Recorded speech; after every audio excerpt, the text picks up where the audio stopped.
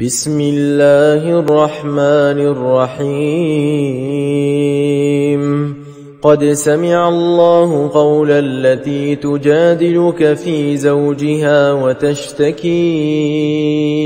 إلى الله والله يسمع تحاوركما إن الله سميع بصير الذين يظاهرون منكم من نسائهم ما هن أمهاتهم إن أمهاتهم إلا اللائي ولدنهم وإنهم ليقولون منكرا من القول وزورا وإن الله لعفو غفور والذين يظاهرون من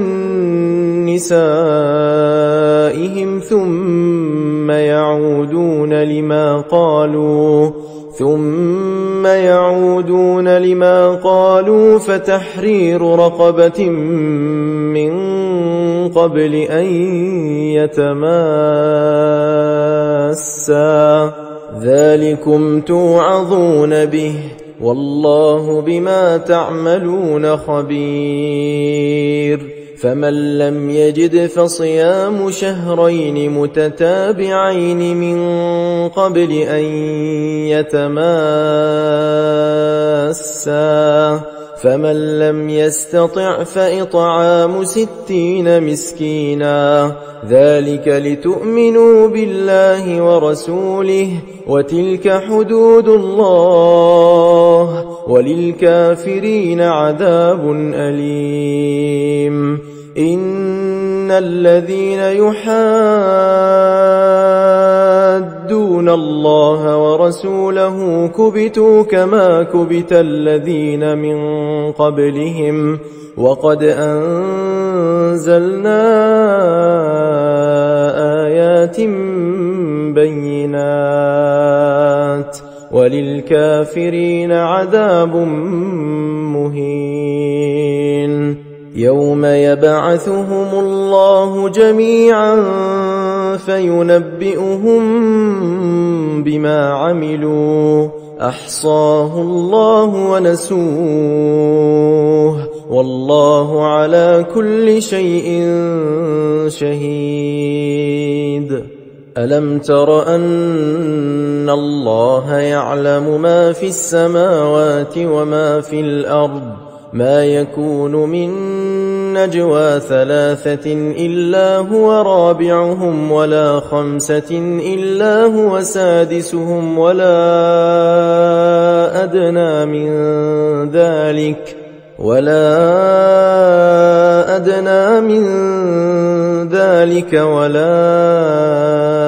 أكثر إلا هو معهم أينما كانوا ثم ينبئهم بما عملوا يوم القيامة إن الله بكل شيء عليم ألم تر إلى الذين نهوا عن النجوى ثم يعودون لما نهوا عنه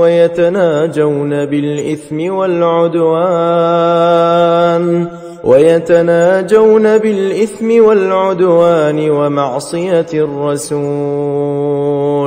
وإذا جاءوك حيوك بما لم يحيك به الله ويقولون في أنفسهم لولا يعذبنا الله بما نقول حسبهم جهنم يصلونها فبئس المصير يا أيها الذين آمنوا إذا تناجيتم فلا تتناجوا بالإثم والعدوان ومعصية الرسول وتناجوا بالبر والتقوى واتقوا الله الذي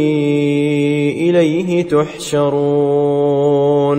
إنما النجوى من الشيطان ليحزن الذين آمنوا وليس بضارهم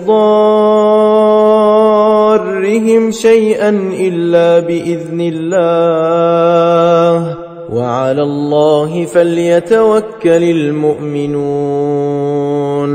يا أيها الذين آمنوا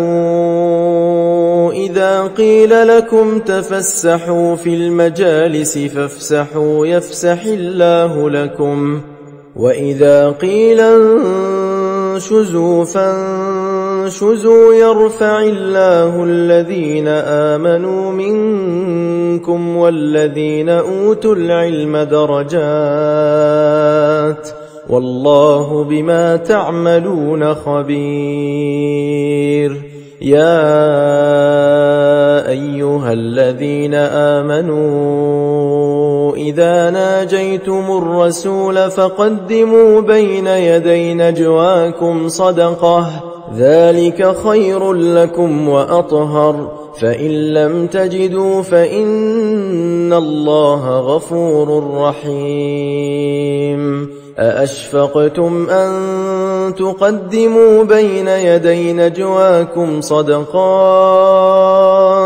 فإذ لم تفعلوا وتاب الله عليكم فأقيموا الصلاة وآتوا الزكاة وأطيعوا الله ورسوله والله خبير بما تعملون.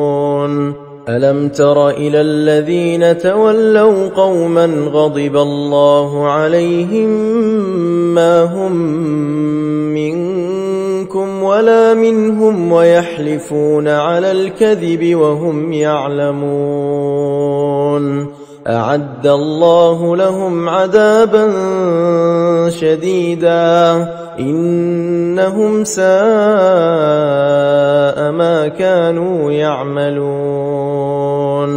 اتخذوا أيمانهم جنة فصدوا عن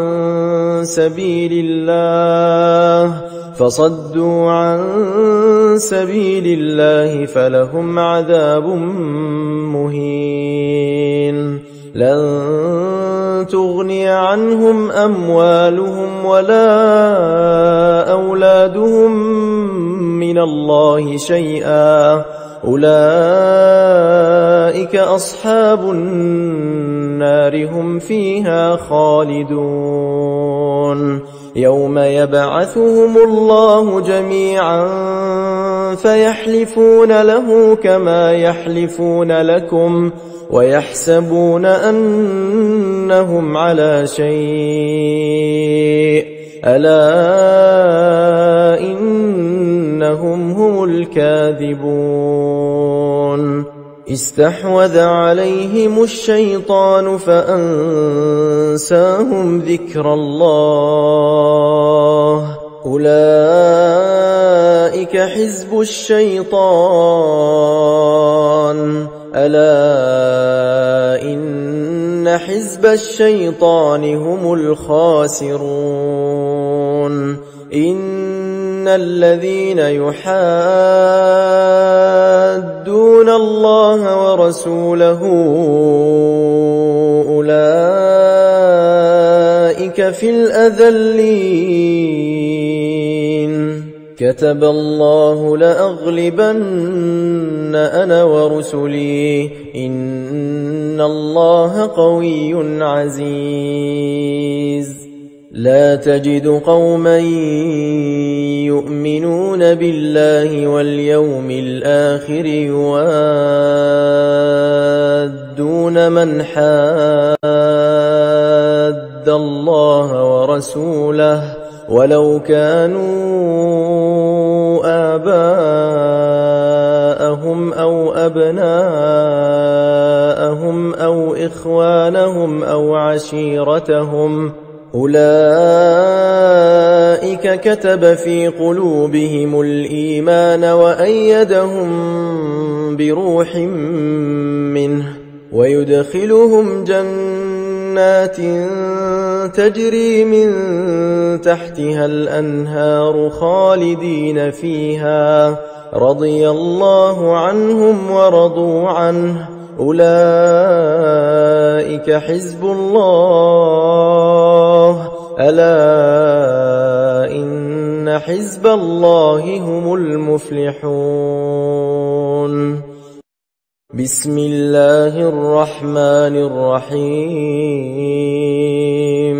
سبح لله ما في السماوات وما في الأرض وهو العزيز الحكيم هو الذي أخرج الذين كفروا من أهل الكتاب من ديارهم لأول الحشر ما ظننتم أن يخرجوا وظنوا أنهم مانعتهم حصونهم من الله فأتاهم الله من حيث لم يحتسبوا وقذف في قلوبهم الرعب يخربون بيوتهم بأيديهم وأيدي المؤمنين فاعتبروا يا أولي الأبصار ولولا أن كتب الله عليهم الجلاء لعذبهم في الدنيا ولهم في الآخرة عذاب النار ذلك بأنهم شاقوا الله ورسوله ومن يشاق الله فإن الله شديد العقاب ما قطعتم من لينة أو تركتموها قائمة على أصولها فبإذن الله وليخزي الفاسقين وما أفاء الله على رسوله منهم فما أوجفتم عليه من خيل ولا ركاب ولكن الله يسلط رسله على من يشاء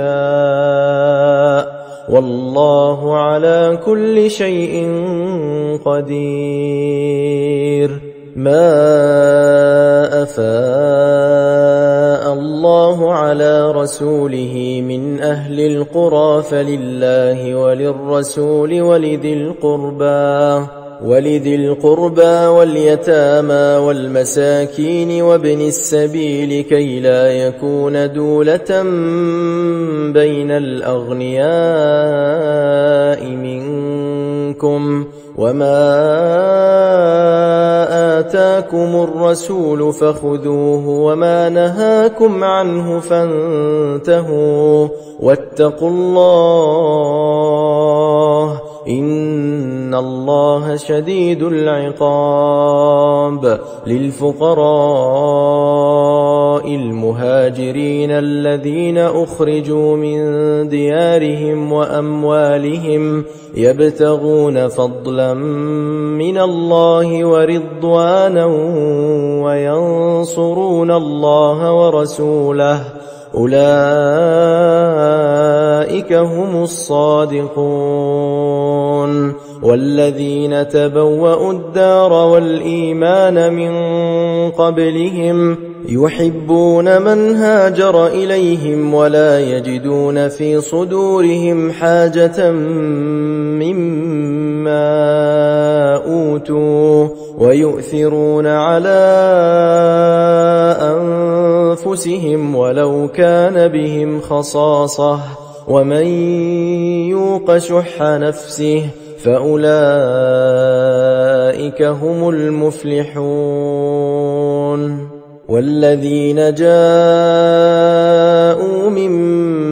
بعدهم يقولون ربنا اغفر لنا ولإخواننا الذين سبقونا بالإيمان ولا تجعل في قلوبنا غلا للذين آمنوا ربنا إنك رؤوف رحيم. ألم تر إلى الذين نافقوا يقولون لإخوانهم الذين كفروا من أهل الكتاب لئن أخرجتم لنخرجن معكم ولا نطيع فيكم أحدا أبدا وإن قوتلتم لننصرنكم والله يشهد إنهم لكاذبون. لئن أخرجوا لا يخرجون معهم ولئن قوتلوا لا ينصرونهم ولئن نصروهم ليولن الأدبار ثم لا ينصرون. لأنتم أشد رهبة في صدورهم من الله ذلك بأنهم قوم لا يفقهون. لا يقاتلونكم جميعا إلا في قرى محصنة أو من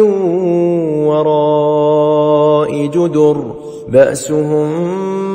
بينهم شديد تحسبهم جميعا وقلوبهم شتى ذلك بأنهم قوم لا يعقلون. كمثل الذين من قبلهم قريبا ذاقوا وبال أمرهم ولهم عذاب أليم.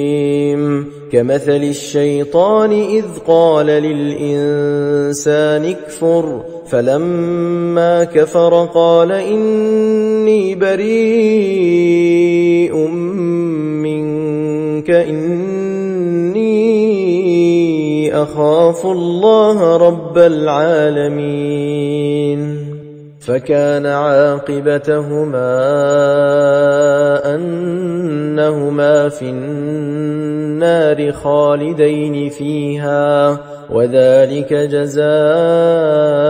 الظالمين. يا أيها الذين آمنوا اتقوا الله ولتنظر نفس ما قدمت لغد واتقوا الله إن الله خبير بما تعملون. ولا تكونوا كالذين نسوا الله فأنساهم أنفسهم أولئك هم الفاسقون. لا يستوي أصحاب النار وأصحاب الجنة أصحاب الجنة هم الفائزون. لو أنزلنا هذا القرآن على جبل لرأيته خاشعا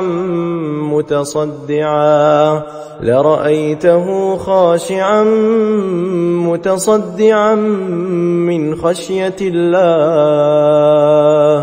وتلك الأمثال نضربها للناس لعلهم يتفكرون. هو الله الذي لا إله إلا هو عالم الغيب والشهادة هو الرحمن الرحيم. هو الله الذي لا إله إلا هو الملك القدوس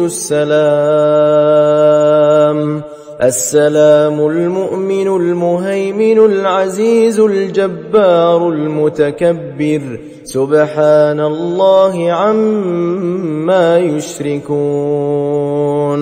هو الله الخالق البارئ المصور له الأسماء الحسنى يسبح له ما في السماوات والأرض وهو العزيز الحكيم. بسم الله الرحمن الرحيم. يا أيها الذين آمنوا لا تتخذوا عدوي وعدوكم أولياء تلقون إليهم بالمودة وقد كفروا بما جاءكم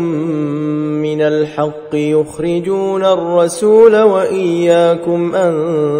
تؤمنوا بالله ربكم إن كنتم خرجتم جهادا في سبيلي وابتغاء مرضاتي تسرون إليهم بالمودة وأنا أعلم بما أخفيتم وما أعلنتم ومن يفعله منكم فقد ضل سواء السبيل. إن يثقفوكم يكونوا لكم أعداء ويبسطوا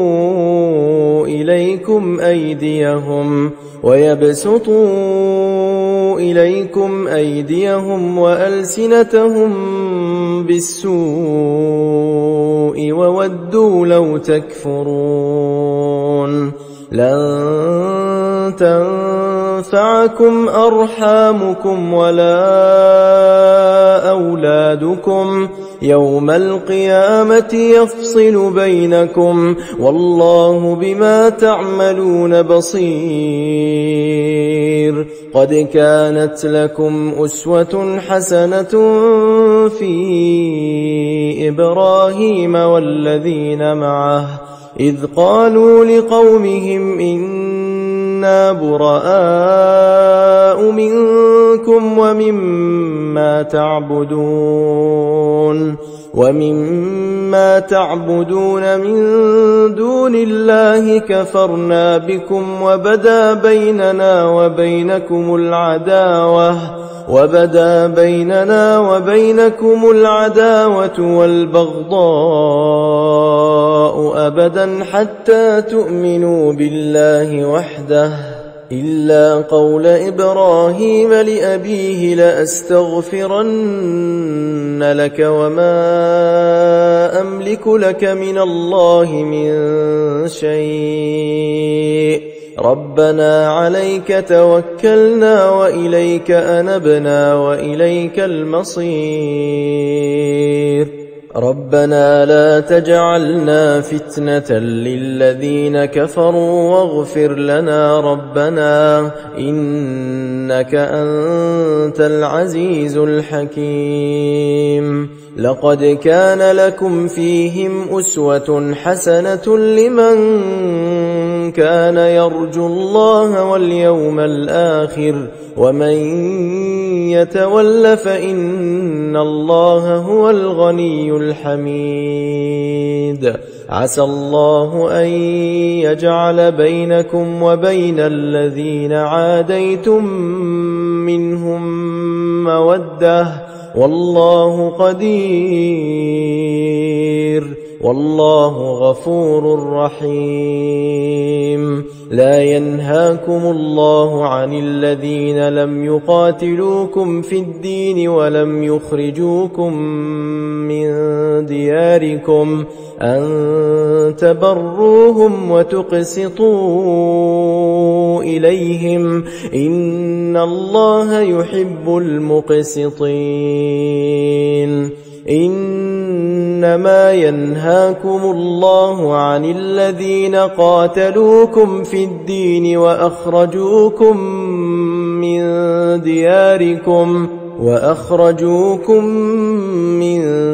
دياركم وظاهروا على إخراجكم أن تولوهم ومن يتولهم فأولئك هم الظالمون يا أيها الذين آمنوا إذا جاءكم المؤمنات مهاجرات فامتحنوهن الله أعلم بإيمانهن فإن علمتموهن مؤمنات فلا ترجعوهن إلى الكفار لا هن حل لهم ولا هم يحلون لهن وآتوهم ما أنفقوا ولا جناح عليكم أن تنكحوهن إذا آتيتموهن أجورهن ولا تمسكوا بعصم الكوافر واسألوا ما أنفقتم وليسألوا ما أنفقوا ذلكم حكم الله يحكم بينكم والله عليم حكيم وإن فاتكم شيء من أزواجكم إلى الكفار فعاقبتم فآتوا الذين ذهبت أزواجهم مثل ما أنفقوا واتقوا الله الذي أنتم به مؤمنون يا أيها النبي إذا جاءك المؤمنات يبايعنك على ألا يشركن بالله شيئا ولا يسرقن ولا يزنين ولا يقتلن أولادهن ولا يأتين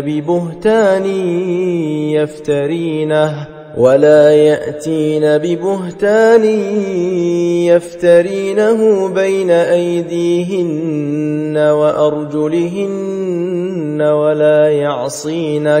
ولا يعصينك في معروف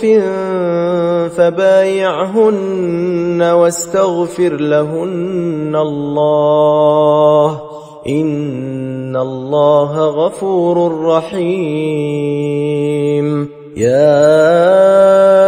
أيها الذين آمنوا لا تتولوا قوما غضب الله عليهم قد يئسوا من الآخرة كما يئس الكفار من أصحاب القبور بسم الله الرحمن الرحيم سبح لله ما في السماوات وما في الأرض وهو العزيز الحكيم يا أيها الذين آمنوا لم تقولون ما لا تفعلون كبر مقتا عند الله أن تقولوا ما لا تفعلون إن الله يحب الذين يقاتلون في سبيله صفا كأنهم بنيان مرصوص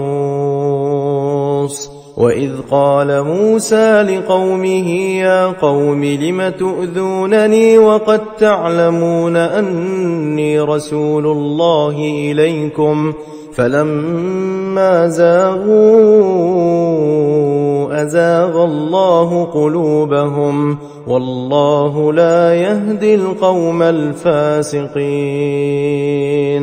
وإذ قال عيسى ابن مريم يا بني إسرائيل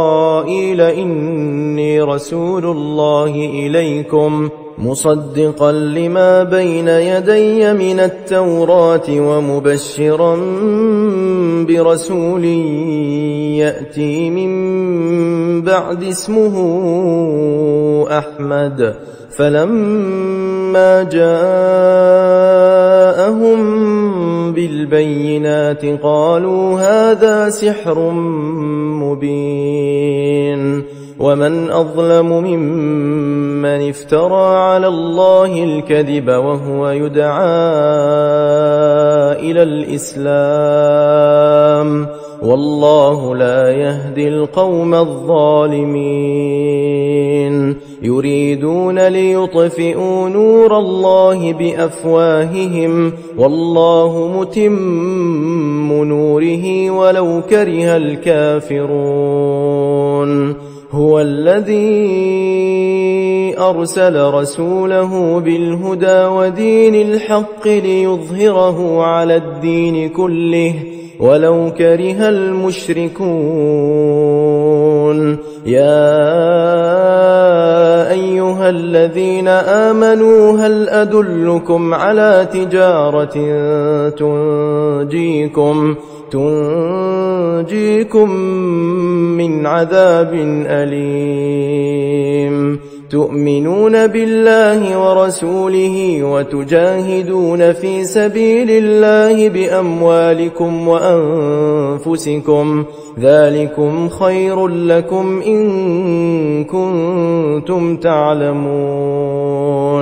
يغفر لكم ذنوبكم ويدخلكم جنات تجري من تحتها الأنهار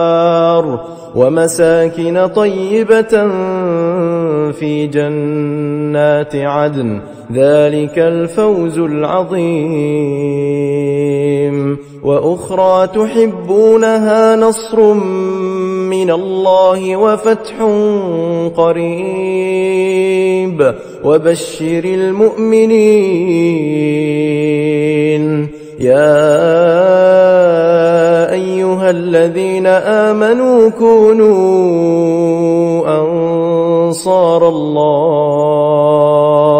كما قال عيسى ابن مريم للحواريين من أنصاري إلى الله قال الحواريون نحن أنصار الله فآمنت طائفة من بني إسرائيل وكفرت طائفة فأيدنا الذين آمنوا على عدوهم فأصبحوا ظاهرين بسم الله الرحمن الرحيم يسبح لله ما في السماوات وما في الأرض الملك القدوس العزيز الحكيم هو الذي بعث في الأميين رسولا منهم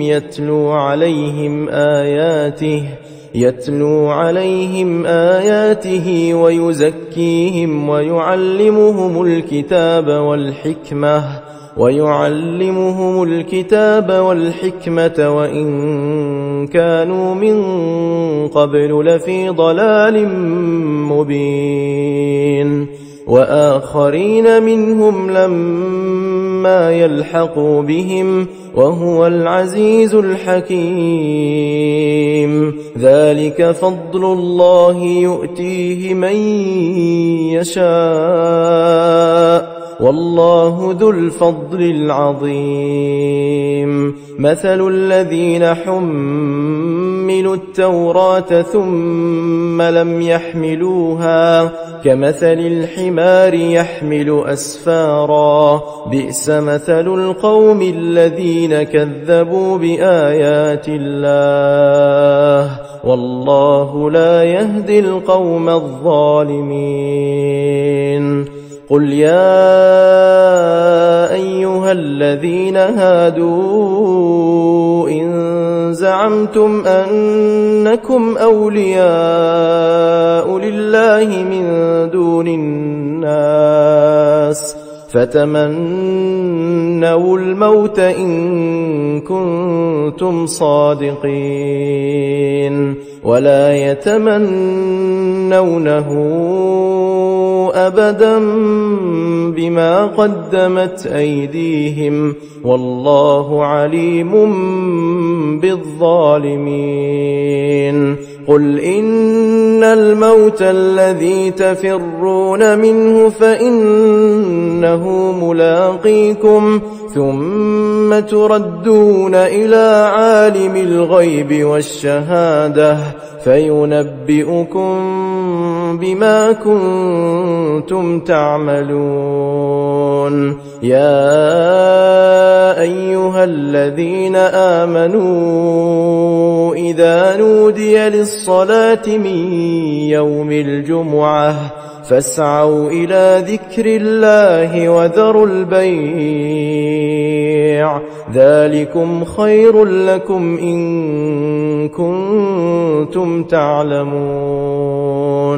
فإذا قضيت الصلاة فانتشروا في الأرض وابتغوا من فضل الله واذكروا الله كثيرا لعلكم تفلحون وإذا رأوا تجارة أو لهوا انفضوا إليها وتركوك قائما قل ما عند الله خير من اللهو ومن التجارة والله خير الرازقين بسم الله الرحمن الرحيم إذا جاءك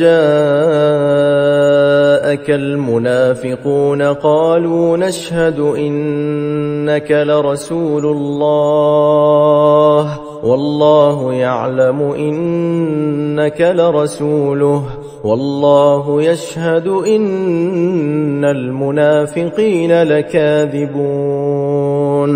اتخذوا أيمانهم جنة فصدوا عن سبيل الله إنهم ساء ما كانوا يعملون ذلك بأنهم آمنوا ثم كفروا فطبع على قلوبهم فهم لا يفقهون وإذا رأيتهم تعجبك أجسامهم وإن يقولوا تسمع لقولهم كأنهم خشب مسندة يحسبون كل صيحة عليهم هم العدو فاحذرهم قاتلهم الله أنى يؤفكون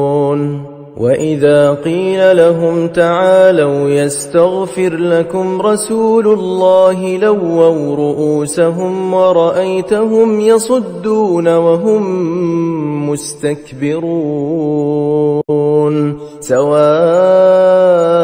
عليهم أستغفرت لهم أم لم تستغفر لهم لن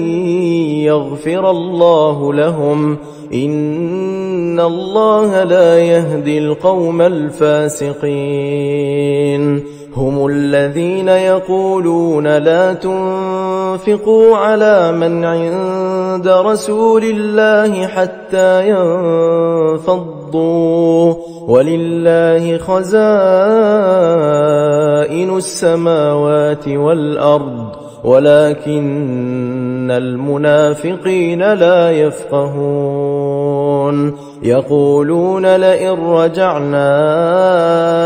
إلى المدينة ليخرجن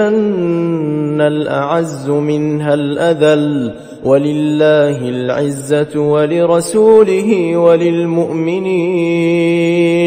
ولكن المنافقين لا يعلمون. يا أيها الذين آمنوا لا تلهكم أموالكم ولا أولادكم عن ذكر الله ومن يفعل ذلك فأولئك هم الخاسرون. وأنفقوا مما رزقناكم من قبل أن يأتي أحدكم الموت فيقول رب لولا أخرتني إلى أجل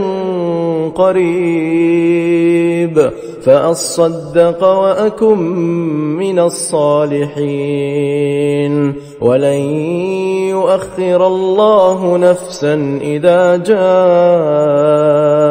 أجلها والله خبير بما تعملون. بسم الله الرحمن الرحيم. يسبح لله ما في السماوات وما في الأرض له الملك وله الحمد وهو على كل شيء قدير. هو الذي خلقكم فمنكم كافر ومنكم مؤمن والله بما تعملون بصير. خلق السماوات والأرض بالحق وصوركم فأحسن صوركم وإليه المصير.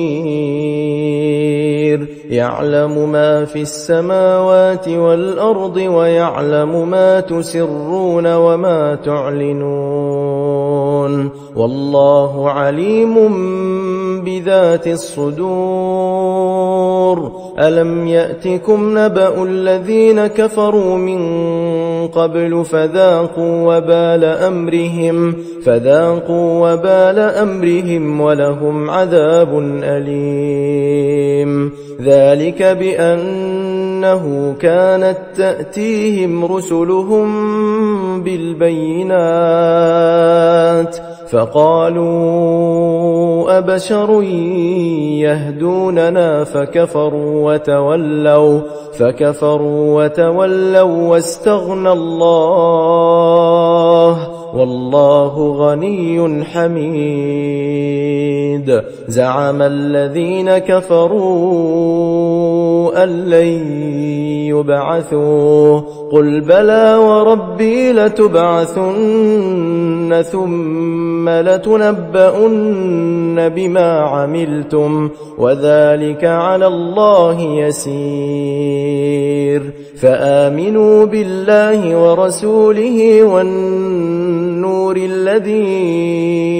أنزلنا والله بما تعملون خبير. يوم يجمعكم ليوم الجمع ذلك يوم التغابن ومن يؤمن بالله ويعمل صالحا يكفر عنه سيئاته ويدخله جنات تجري من تحتها الأنهار خالدين فيها أبدا ذلك الفوز العظيم. والذين كفروا وكذبوا بآياتنا أولئك أصحاب النار خالدين فيها وبئس المصير. ما أصاب من مصيبة إلا بإذن الله ومن يؤمن بالله يهد قلبه والله بكل شيء عليم. وأطيعوا الله وأطيعوا الرسول الرَّسُولِ فَإِن تَوَلَّيْتُمْ فَإِنَّمَا عَلَى رَسُولِنَا الْبَلَاغُ الْمُبِينُ الله لا إله إلا هو وعلى الله فليتوكل المؤمنون يا أيها الذين آمنوا إن من أزواجكم وأولادكم عدوا لكم فاحذروهم وإن تعفوا وتصفحوا وتغفروا فإن الله غفور رحيم إنما أموالكم وأولادكم فتنة والله عنده أجر عظيم فاتقوا الله ما استطعتم واسمعوا وأطيعوا وأنفقوا خيرا لأنفسكم ومن يوق شح نفسه فأولئك هم المفلحون إن تقرضوا الله قرضا حسنا يضاعفه لكم ويغفر لكم والله شكور حليم عالم الغيب والشهادة العزيز الحكيم بسم الله الرحمن الرحيم يا أيها النبي إذا طلقتم النساء فطلقوهن لعدتهن وأحصوا العدة واتقوا الله ربكم لا تخرجوهن من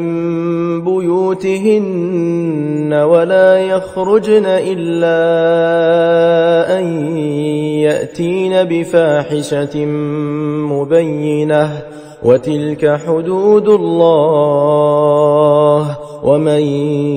يتعد حدود الله فقد ظلم نفسه لا تدري لعل الله يحدث بعد ذلك أمرا فإذا بلغن أجلهن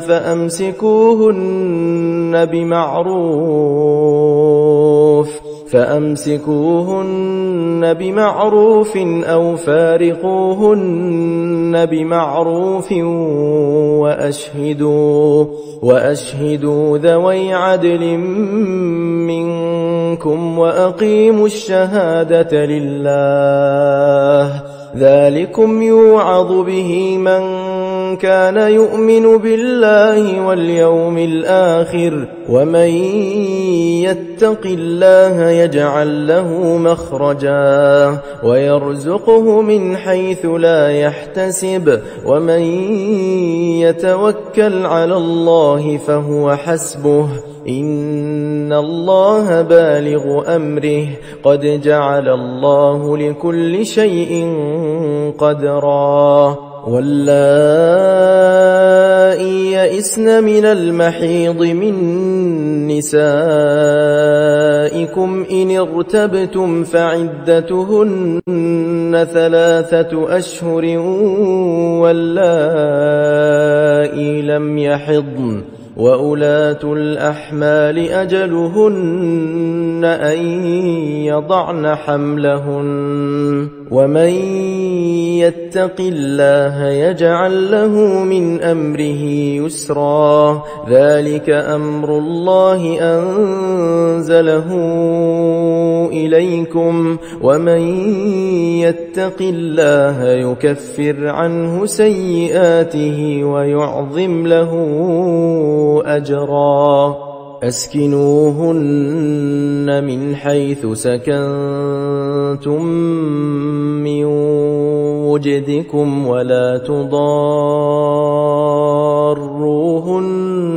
لتضيقوا عليهن وإن كن أولات حمل فأنفقوا عليهن حتى يضعن حملهن فإن أرضعن لكم فآتوهن أجورهن وأتمروا بينكم بمعروف وإن تعاسرتم فسترضع له أخرى لينفق ذو سعة من سعته ومن قدر عليه رزقه فلينفق مما آتاه الله لا يكلف الله نفسا إلا ما آتاها سيجعل الله بعد عسر يسرا وكأي من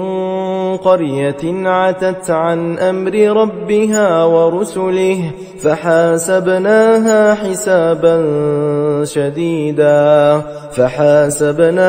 حسابا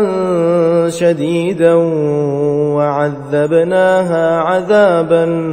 نكرا فذاقت وبال أمرها وكان عاقبة أمرها خسرا أعد الله لهم عذابا شديدا فاتقوا الله يا أولي الألباب الذين آمنوا قد أنزل الله إليكم ذكرا رسولا يتلو عليكم آيات الله مبينات ليخرج الذين آمنوا وعملوا الصالحات من الظلمات إلى النور ومن يؤمن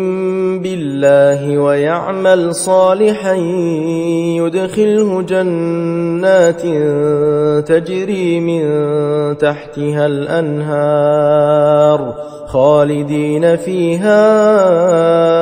أبدا قد أحسن الله له رزقا الله الذي خلق 7 سماوات ومن الأرض مثلهن يتنزل الأمر بينهن لتعلموا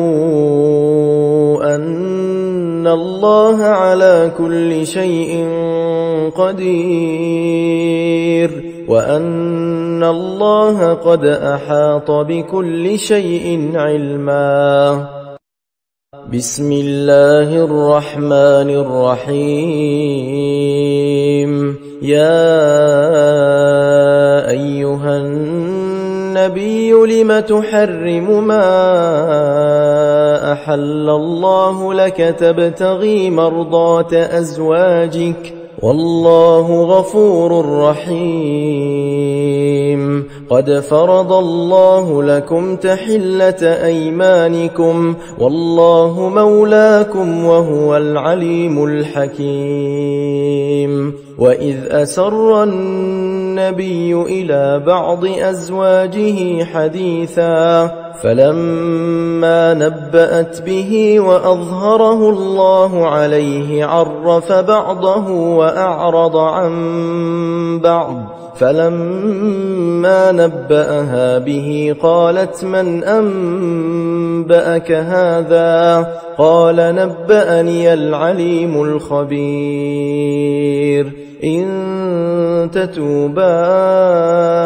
إلى الله فقد صغت قلوبكما وإن تظاهرا عليه فإن الله هو مولاه وجبريل وصالح المؤمنين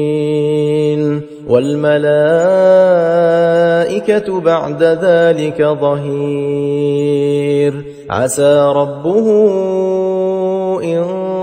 طلقكن أن يبدله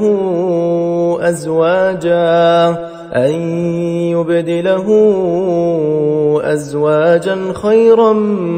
منكن مسلمات مؤمنات قانتات تائبات عابدات سائحات صالحات ثيبات وأبكارا يا أيها الذين آمنوا قوا أنفسكم وأهليكم نارا وقودها الناس والحجارة عليها ملائكة غلاظ شداد لا يعصون الله ما أمرهم ويفعلون ما يؤمرون يا أيها الذين كفروا لا تعتذروا اليوم إنما تجزون ما كنتم تعملون يا أيها الذين آمنوا توبوا إلى الله توبة نصوحا عسى ربكم أن يكفر عنكم سيئاتكم ويدخلكم جنات تجري من تحتها الأنهار يوم لا يخزي الله النبي والذين آمنوا معه نورهم يسعى بين أيديهم وبأيمانهم يقولون ربنا أتمم لنا نورنا واغفر لنا إنك على كل شيء قدير يا أيها النبي جاهد الكفار والمنافقين واغلظ عليهم ومأواهم جهنم وبئس المصير ضرب الله مثلا للذين كفروا امرأة نوح وامرأة لوط كانتا تحت عبدين من عبادنا صالحين فخانتاهما فلم يغنيا عنهما من الله شيئا وقيل ادخلا النار مع الداخلين وضرب الله مثلا للذين آمنوا امرأة فرعون إذ قالت رب ابن لي عندك بيتا في الجنة ونجني من فرعون وعمله ونجني من القوم الظالمين ومريم ابنة عمران التي أحصنت فرجها فنفخنا فيه من روحنا وصدقت بكلمات ربها وكتبه وكانت من القانتين